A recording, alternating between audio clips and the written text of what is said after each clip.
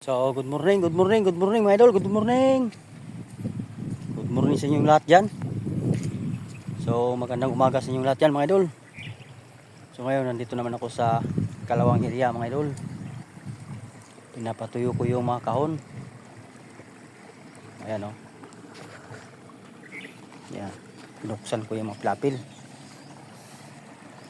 So, ito na yung palay na Kalawang area mga idol. So medyo nakasave ako dito sa pangdamo kasi hindi ako nakapag-apply ng damo dito. Hindi ako nakapag-spray. Kasi 6 na araw pa lang simula nung na ihagis ko to ni direct. Pinatubigan ko na.